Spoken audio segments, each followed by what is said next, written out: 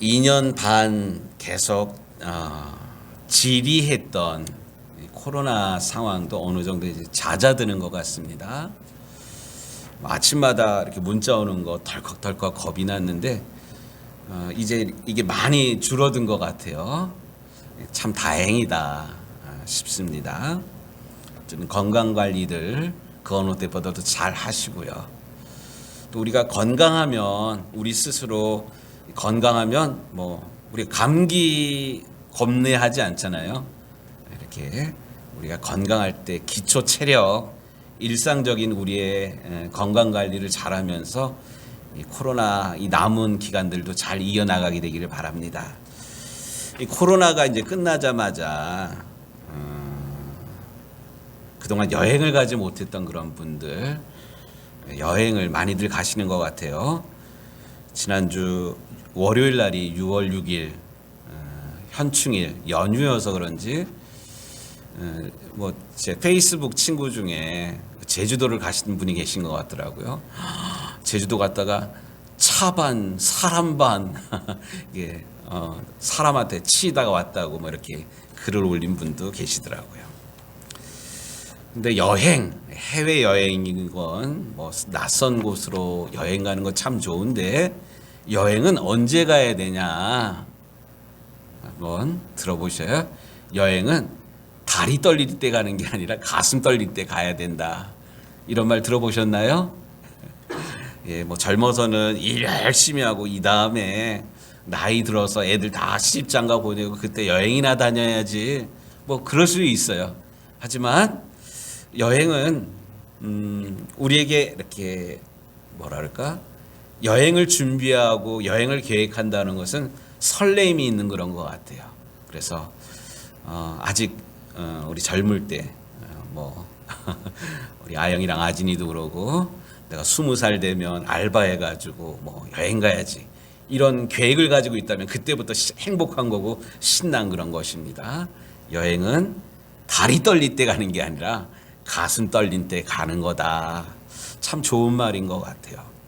여행을 가면 물론 고생도 하지만 여행을 다녀오면 사람 가슴이 넓어집니다. 낯선 문화, 새로운 사람들 사귀는 것을 통해서 내가 익숙한 것에 대한 그동안 귀한 것이라는 것을 몰랐던 그런 사람들도 여행을 갔다 오면 가슴도 생각도 남을 배려하는 마음도 더 커지는 것 같아요. 그리고 우스갯소리로 해외여행 갔다 오면 다 애국자가 돼가지고 온다 그러잖아요. 야, 우리나라 좋은 나라다. 이런 마음들 품게 되는 것 같은데 왜 장황하게 이렇게 여행이라는 이야기를 오늘 설교 서두에 꺼내는가? 여행을 갔다 오면 사람이 사실 배우게 돼요. 배움이라는 것은 교실에서 책을 통해서만 배우는 게 아니라 사실 모든 상황을 통해서 배우게 됩니다.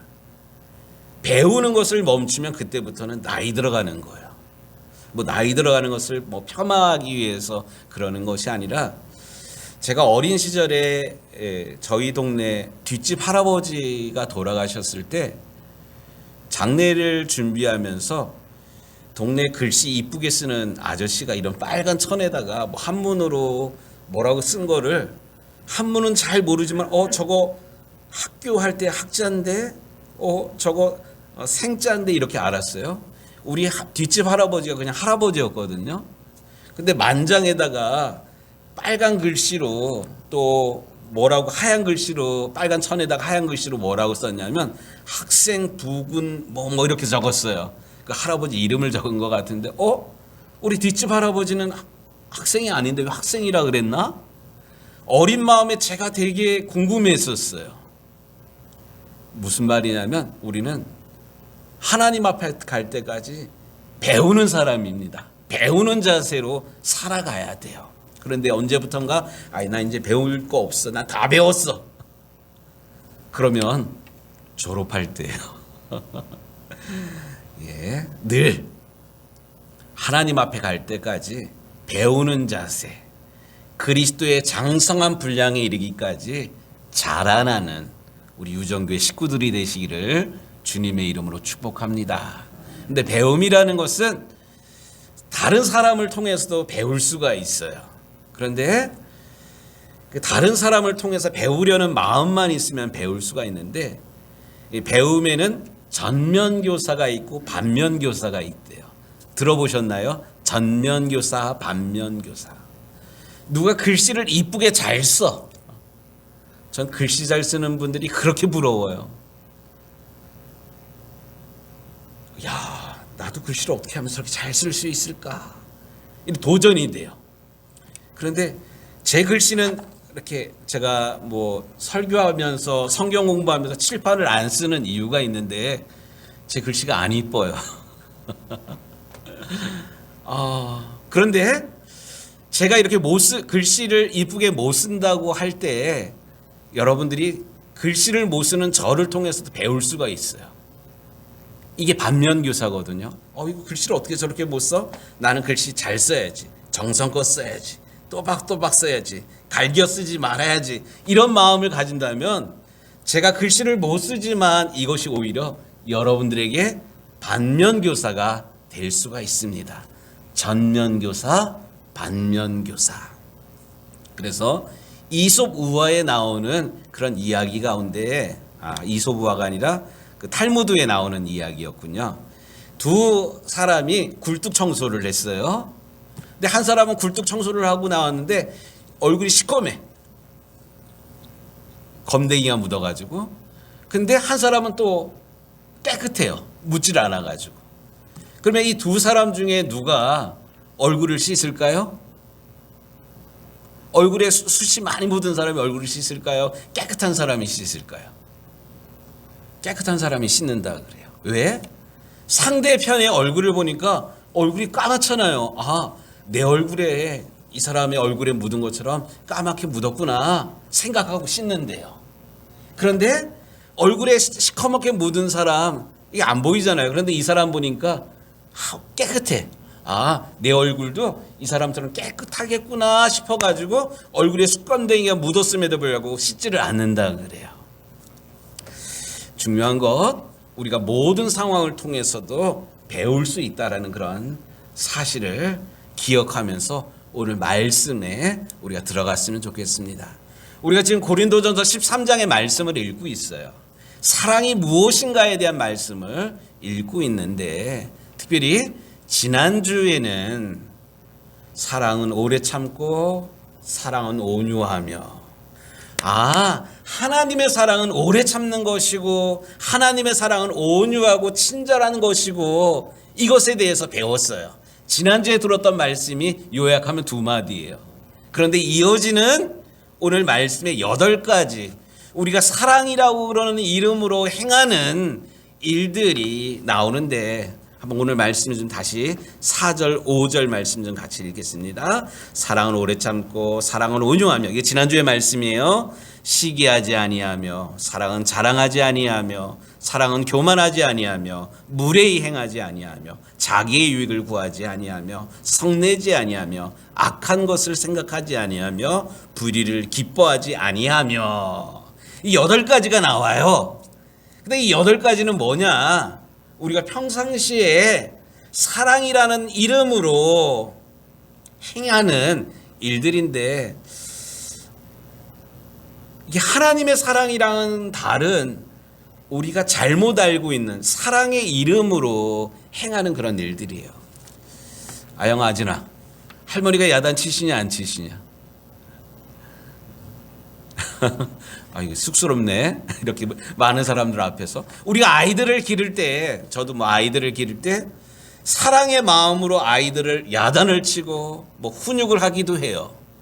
그런데 때로는 사랑이라는 이름으로 아이들의 인격을 무시하고 아이들의 생각을 들어보지도 않고 무작정 이렇게 야단을 친 경우가 있어요. 사랑이라는 이름으로. 오늘 8가지 이야기가 우리가 사랑이라는 이름으로 행하는 이런 일들이 하나님의 사랑에 비추어서는 사랑이 아니었음을 오늘 우리가 말씀을 들어가면서 깨닫는 이 아침 시간이 되기를 원합니다. 인간의 본능적인 사랑에 대한 8가지를 이야기하고 있는데, 한국말에는 이게 잘 나타나지 않는데, 영어 말에는 시제라는 게 있어요. 과거형, 현재형, 뭐 미래 완료형. 학교 다닐 때 들어봤던 그런 말이잖아요. 이 8가지 단어들은 현재형으로 모두 단어들을 쓰고 있습니다. 현재형으로 씌워져 있는데 이것은 우리가 일상적으로 늘상적으로 습관적으로 하는 사랑의 행위들이에요. 하지만 엄밀한 의미에서 하나님의 사랑에 비추어서는 이거는 사랑이라는 이름을 쓰지만 실제로는 하나님의 사랑이랑은 다른 우리 사람의 생각이라는 것이 오늘 말씀을 들을 때 밝히 드러나지게 됩니다. 그렇다면 이 8가지가 무엇인가? 이 8가지를 다 한 20분 안에 다뤄야 되는데 어쨌든 좀 해보도록 하겠습니다. 첫 번째, 사랑은 시기하지 아니하며. 여기 시기하다라는 그런 단어는 부글부글 끓어오른다, 지나치게 남과 견주어 보다, 뭐 이런 뜻입니다. 비교한다는 그런 거예요. 성경에 나오는 요셉의 10형이 있어요. 형이 10명이 있는데 이 10형들은 아버지가 요셉을 특별히 사랑하는 것을 시기하고 질투하고 미워하여서 동생을 팔아먹어요. 노예상들에게. 너무나도 미운 나머지 동생을 없애버리겠다는 생각을 했던 것입니다. 나쁜 형들입니다, 정말로. 그런데 가만히 보면 우리의 마음속에도 왠지 모르게 어떤 사람, 그게 뭐 친구일 수도 있고 이웃 사람일 수도 있고 일터에서 동료일 수도 있고 또 같은 직종에서 일하는 또 다른 사람일 수도 있어요.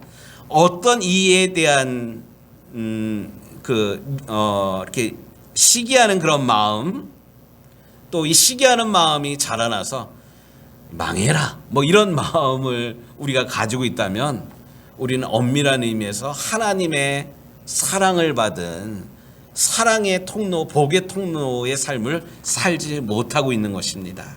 성경은 분명히 말합니다.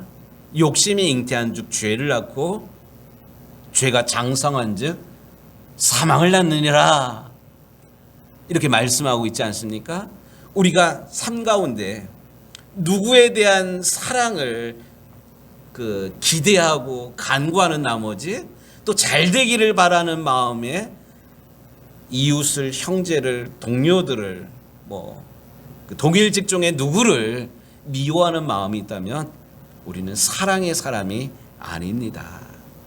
또한 사랑은 자랑하지 아니하며. 영어 킹 제임스 버전에 보니까 사랑은 자랑하지 아니하며, 이 단어를 사랑은 뽐내지 아니하며 이렇게 번역을 했더라고요.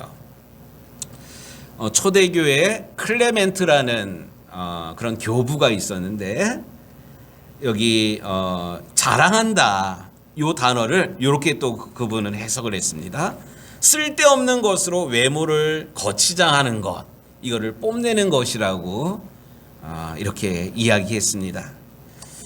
저도 이제 세차하러 가끔 세차장 가 보면 외곽에 있는 그런 세차장, 그냥 차를 그냥 세차로 온 우리 같은 보통 사람이 아니라 차를 개조를 했어요. 이렇게 뭐예요? 이게 악셀을 밟으면 빵빵빵빵빵 뭐 이런 거 있잖아요.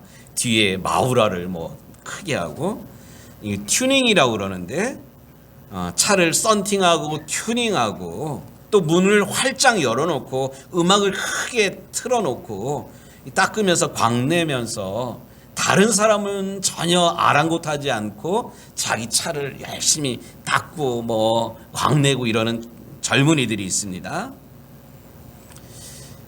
이런 사람들의 행위를 보면 나는 당신이랑 달라, 뭐 이런 마음들이 있어요. 뿐만 아니라 나 이런 사람이야, 나 좀 봐줘, 뭐 이런 기대 심리가 있고요. 우리가 지난주에도 명품에 대한 그런 이야기를 잠깐 나눴는데, 머리에서 발끝까지 명품, 비싼 메이커 옷들을 입고 이러는 사람들, 결국 나는 당신들이랑 다른 사람이야 하는 그런 뽐내려는 마음, 의시되려는 그런 마음이 있기 때문에 다른 사람들 생각하지 않고 뭐 차를 썬팅하기도 하고 튜닝하기도 하고 명품의 옷을 입습니다. 그런데 중요한 것, 하나님은 외모를 보시는 하나님이 아니라 그 중심을 보시는 하나님이라는 사실을 기억하면서 내가 할 수 있음에도 불구하고 재력이 있음에도 불구하고 다른 사람들을 생각해서 참을 수 있는, 또 나는 그러지 못하여서 의기소침해지는 것이 아니라 하나님 아시죠? 하나님 제 중심을 봐주세요 하는 그런 마음으로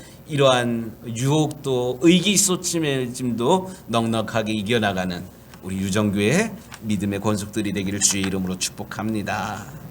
사랑은 또한 교만하지 않습니다. 교만하다 무슨 말입니까? 이게 성경을 준비하면서 주석책을 읽으면서 참 재밌는 표현이다. 교만하다는 것은 어깨에다가 뽕을 넣는다 뭐 이런 거래요. 여러분들 옷에는 뽕이 들어가 있나요? 뽕이 들어간다는 게 뭔 말이냐면 어깨에 힘이 들어간다는 말입니다.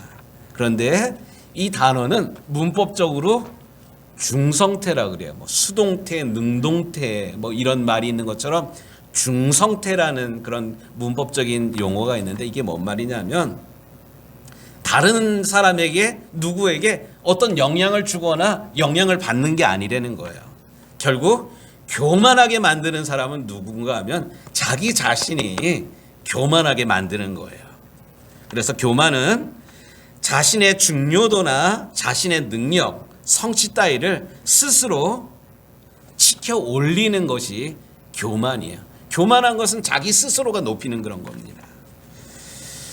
잠언 27장 2절 말씀, 타인으로 너를 칭찬하게 하고 내 입으로는 말며. 내가 조금 목소리가 좋다고, 내가 조금 노래를 잘한다고, 내가 조금 공부를 잘한다고, 내가 조금 뭐 운동을 잘한다고 내 스스로 니들이랑 나는 달라 뭐 이런 것이 아니라 내 스스로 자랑하는 것이 아니라 다른 사람이 나를 받들 수 있도록 칭찬할 수 있도록 그렇게 행하라. 이게 성경의 가르침입니다. 그런데 성경에 나오는 바리새인을 보면 스스로 자꾸 높여요. 하나님 감사합니다. 나로 하여금 저 이방인과 같지 아니하고 저 세이들과 같지 아니하고 뭐 일주일에 몇 번씩 금식하고 또 구제하게 하시니 감사합니다. 이게 기도하는 게 하나님께 겸손하게 기도하는 게 아니라 자기의 남다름을 이렇게 뽐내는 그런 기도였는데 우리 주님은 그런 기도 받지를 않으십니다. 잠언 16장 18절에 교만은 패망의 선봉이요 거만한 마음은 넘어짐의 앞잡이니라.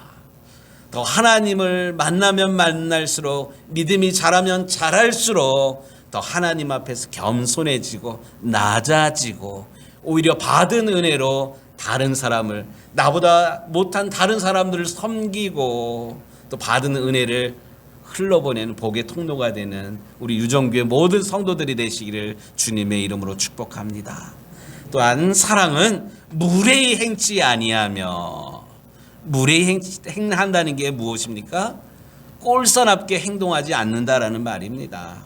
또 버릇없이 굴지 않는다는 말이기도 합니다. 하나님은 우리가 다른 사람과 어떤 관계를 맺느냐를 관심 가질 뿐만 아니라 또 그 관계를 어떻게 맺어 나가고 있는가, 여기에도 하나님 관심을 가지십니다. 이따 오후 시간에 나눌 그런 말씀이기도 한데요. 슬퍼하는 사람들과 함께 있을 때는 함께 슬퍼하는 마음을 가져야 돼요. 이거 어떻게 해? 이거 어떡하냐? 이렇게 화려한 말로 위로하지 못한다 할지라도 같이 슬퍼하는 마음으로 옆에 있어주는 것 뿐만 아니라 위로해 줘야 되는 그런 상황인데 오히려 야단을 치거나 한 사람을 두고 여러 사람이 동시에 야단을 친다면 이것은 무례할 뿐만 아니라 이거는 폭력이에요.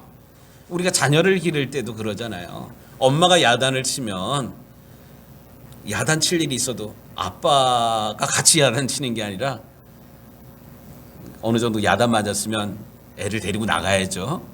이게 오히려 힘이 돼요. 이게 오히려 그 자상한 또 감싸주는 그런 모습이 아이에게 힘이 됩니다. 동시에 막 이렇게 하면 아이가 주눅이 들어버려요. 어쨌든 하나님께서는 우리가 다른 사람들이랑 어떤 관계를 맺어나가느냐 여기에 무척 관심을 가지신다는 것. 그래서 어거스틴은 이런 이야기를 했습니다. 중요한 의미인데, 우리 없이 우리를 만드신 하나님은 우리 없이 우리를 구원하지 아니하신다. 이게 무슨 말이냐면, 하나님은 우리를 구원하실 때 일방적으로 폭력적으로 우리를 구원하지 않으셔요. 우리가 잘 알고 있는 요한복음 3장 16절의 말씀, 하나님이 세상을 이처럼 사랑하사 독생자를 주셨으니 이는 저를 믿는 자마다 멸망치 않고 영생을 얻게 하려 하심이라. 하나님이 우리를 사랑하는 거 분명해요. 하나님이 우리를 사랑하셔서 독생자 예수님을 주셨어요. 근데 예수님을 주셨는데, 예수님을 주셨다고 모든 사람들이 다 구원을 받는 게 아니라 우리가 자발적으로 예수님을 나의 구주로 영접하고 예수님을 모셔 드려야만 합니다. 아침에도 우리 잠깐 이야기를 나눴는데, 이번에 UV 글라스 한 가지 성경의 이야기를 이 그림으로 이렇게 그려냈어요. 특별히 하나, 둘, 세 번째 저 그림을 좀 한번 봐주세요. 요한계시록 3장 20절에 나오는 그런 말씀인데요. 누구든지 내가 문 밖에서 문을 두드리노니 누구든지 내 음성을 듣고 문을 열면 그는 내게로 들어와 먹고 마시리라, 이런 말씀이에요. 저 그림인데, 저 그림 가만히 보면 예수님이 지금도 우리의 마음 문을 두드리셔요. 근데 저 그림을 자세히 보면 저 그림에 없는 게 있어요. 뭐가 없을까요? 손잡이가 없어요. 예수님이 억지로 문 열고 못 들어가요. 안에서 우리가 문을 열어줘야만, 예수님을 영접해야만, 주님 오십시오, 오시옵소서, 예수님을 영접해야지만 우리가 예수님과 더불어 먹고 마실 수가 있어요. 하나님도 마찬가지예요. 하나님은 무례히 억지로 우리의 마음 문을 이렇게 여는 게 아니라 우리로 하여금, 아영아 문 좀 열어줄래? 아진아 마음 문을 열어야 돼. 이렇게 지금 우리의 마음을 놓고 하고 계시다는 사실입니다. 이렇게 우리가 주님의 부르심에, 주님의 문두리심에 우리가 마음 문을 열 때 우리 하나님의 구원의 역사에 동참하게 됩니다. 하나님은 이런 분이에요. 억지로 강압적으로 막 몰아가는 그런 분이 아니라 우리가 자발적으로 하나님의 구원의 역사에 동참하기를 원하시는 사랑의 하나님임을 이 아침 기억하게 되기를 주의 이름으로 축복합니다. 또한 사랑은 자기의 유익을 구하지 아니하며, 유익을 구한다는 말은 자신을 위한 일에만 열심을 내지 않는다는 것입니다. 우리 주변에 그런 사람들이 있어요. 일 열심히 하고 아침부터 저녁 늦게까지 일하시는 그런 분들이 있어요. 주변에 아주 성실한 분들이에요. 그런데 문제는 자기의 일에는 열심이지만 타인의 일에 대해서 관심을 갖지 않는다면 이건 이기주의자예요. 자기만 알고 자기만 열심히 하는 거야. 옆에서 누가 힘들어하고 또 옆에서 누가 무엇을 원하는지 귀 기울이지 않는다면, 또 우리가 말하면서 관계 맺으면서 뭐 그런 사람들이 있긴 있어요. 그게 뭐냐면 자기의 말만 해. 자기의 생각만 얘기해. 또 자기가 마음에 드는 일에만 관심을 보이고, 이것도 이기주의자예요. 하나님의 사랑은 우리가 내 일, 내가 하고 싶은 일에만 관심 갖기를 하나님은 원치 않으십니다. 오히려 눈을 들어서, 눈을 열어서 이웃을 향해서, 주변을 향해서 눈을 돌리고 귀 기울이고 또 그들을 돕기를 하나님은 원하고 계십니다. 예수님 말씀하셨잖아요. 인자가 온 것은 섬김을 받으려 함이 아니라 오히려 다른 사람을 섬기고 자기 목숨을 많은 사람들의 대속물로 주려 함이니라. 예수님께서 이 세상에 오신 이유입니다.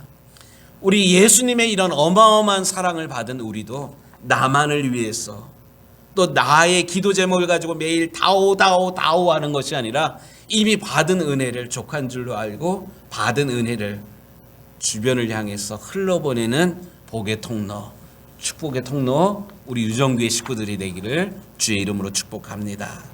또한 사랑은 성내지 아니하며, 성내지 아니하는데 그냥 성내는 게 아니라 뭐 사람이 화를 낼 때도 있어야죠. 예수님도 화를 내셨어요. 화를 낸다는 게 잘못된 거는 아니에요. 근데 문제는 뭐냐면 쉽게 화를 내는 거, 쉽게 짜증을 내는 거. 성내다는 말은 뾰족하게 되다 뭐 이런 뜻이에요. 화낼 때 우리가 쓰는 말 있잖아요. 뚜껑 열린다. 이 뚜껑이 열린다는 것은 뾰족해진다는 건데 상대와 더불어 똑같아진다는 그런 말이에요. 그런데 이 단어도 중성태, 누구의 영향을 주거나 누구에게 영향을 받는 게 아니라 스스로 성을 낸다는 그런 겁니다. 사도행전 15장 39절에 보면 바울과 바나바가 싸워가지고 전도 여행하는 중에 싸워가지고 결별을 해요. 그런데 사도행전 15장의 관심은 누구 때문에 무슨 원인으로 해서 싸워서 이 사람들이 결별했다, 그 이유에 대해서는 관심 갖지를 않습니다. 오히려 하나님의 사랑이 바울에게도 바나바에게도 부족했다.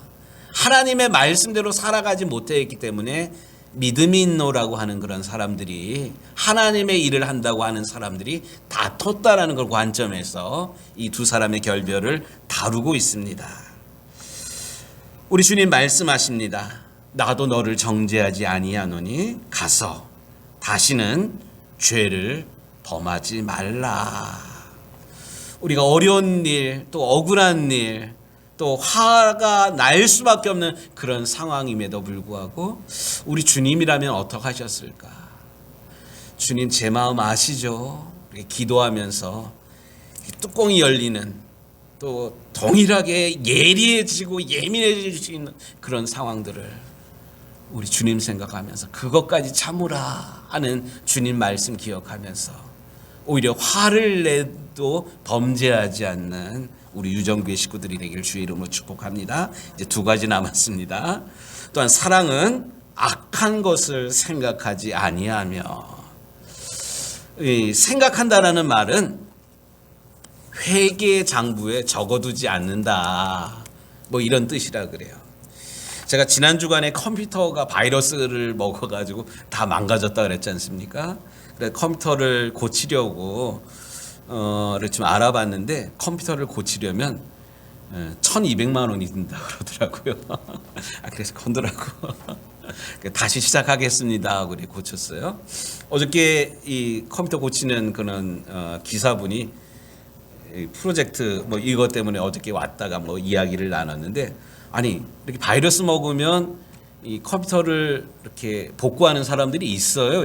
물어봤어요. 그랬더니 얼마 전에 당신이, 이분이 이제 여주 분이신데 그 가남 그쪽에 어느 분이 1,200만 원을 들여가지고 이걸 복구를 했대요. 뭐 1,200만 원씩이나 들어가지고 그걸 복구하냐고 그랬더니만 사업을 하시는 분인데 외상장부 이런 게 컴퓨터 안에 다 들어있대요. 거래 뭐 내용들. 그 어쩔 수 없이 1,200만 원이 들어가더라도 이거를 복구할 수밖에 없는 그런 상황이었다고.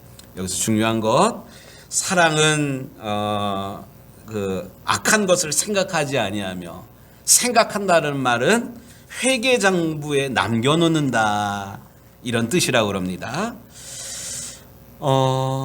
하나님의 사랑은 내게 저질러진 악행에 대해서도 한번 두고 봐라. 내가 꼭 원수 갚을 거야. 내 눈에 눈물 나게 한 놈들은 피눈물 나게 할 거야. 이게 하나님을 믿지 않는 세상 사람들의 살아가는 그런 방법이에요. 그런데 하나님의 사랑을 받은 우리는 원수 갚으려는 그런 생각 안 한다. 지난주에 오른손이 한 것을 왼손이 모르게 한다, 이런 말씀 드렸잖아요. 오른손이 한 것을 왼손이 어떻게 모르게 합니까? 베풀고 잊어버린다고, 그런 의미라고 제가 말씀을 드렸지 않습니까? 마찬가지로 내가 억울한 일 당하여도 이러는 것이 아니라 하나님 아시죠? 하나님 대신 갚아 주옵소서. 로마서에도 원수를 네가 갚으려고 그러지 말고 오히려 선으로 악을 이기라. 이게 성경의 가르침이지 않습니까? 이게 무슨 말이냐면 우리가 하나님의 사랑에 사로잡히지 아니하면 언제나 우리도 상대방에게 앙가품하고 원수 갚으려는 그런 마음을 가질 수밖에 없으니 오히려 악에게 지지 않고 선으로 악을 이기는 사람이 되라. 이것이 우리 하나님께서 우리를 사랑하시면서 우리에게 가르쳐 주신 사랑의 법칙입니다. 이제 마지막으로 사랑은 불의를 기뻐하지 않는다라고 성경은 분명히 말씀하십니다. 다른 사람의 악행이나 범죄를 볼 때 아파하는 거예요. 아유, 어떡하냐. 아까 전면교사, 반면교사 이야기를 했잖아요. 말씀대로 살아가지 않을 때 하나님께서 이렇게 악인을 심판하시는구나. 아이고, 진작 좀 돌이키시지. 진작 좀 새로워지시지. 이렇게 아파하는 그런 마음을 갖는다. 이게 사랑의 마음을 가진 사람들의 마음 자세입니다. 또 다른 사람의 실패나 비극을 접할 때 함께 슬퍼하는 거예요. 예수님 말씀하시지 않습니까? 너희는 피리를 불어도 춤추지 않고 옆에서 누가 곡을 하는데도 애통하지 않는다. 참 패역한 세대라. 우리 예수님께서 슬퍼하셨는데 누가 어려운 일 당하고 슬픈 일 당할 때 우리가 주님의 마음을 가진 사람이라면 함께 아파하는 거예요. 우리 이경훈 권사님 욥기에 대한 말씀 쭉 강해 하셨는데 욥의 친구들이 위로한답시고 와가지고 기도하지 않아서 그런 거야. 하나님께서 도와주실 거야. 이런 얘기를 했지만 슬픔 당한 사람에게는 전혀 위로가 되지 않는 그런 말들이에요. 오히려 슬픔 당한 사람들이랑 같이 옆에 있어주고 함께 애통해주고 함께 끝까지 자리 지켜주는 것이 정말로 슬픔 당한 사람들에게는 힘이 되고 위로가 됩니다. 오히려 어려움 당한 사람들과 함께 아파하고 슬픔에 잠기는 것. 그러고 보면 하나님은 도끼눈을 해가지고 우리가 말씀대로 살아가나 살아가지 않나 지키는 교통경찰관이 절대로 하나님은 아니십니다. 언제나 사랑의 눈으로 우리를 바라보시고 우리가 믿음의 길을 온전히 걸어가기를 기다려주시고 또 격려해 주시는 분이 우리 사랑의 하나님이십니다. 사랑은 허다한 죄를 덮습니다. 오늘 말씀을 통해서 우리가 습관적으로 생활로 사랑한다는 이름으로 저질렀던 여러 가지 실수들, 하나님의 사랑에 비춰봐서는 말은 사랑이지만 실제로는 하나님의 사랑이 아니었던 것들을 8가지를 살폈는데 이런 한 가지 내용을 되돌아보면서 이게 그 말씀이었구나 깨달아진 것으로 끝나는 것이 아니라 우리의 삶 가운데 하나님 제가 이렇게 연약했습니다.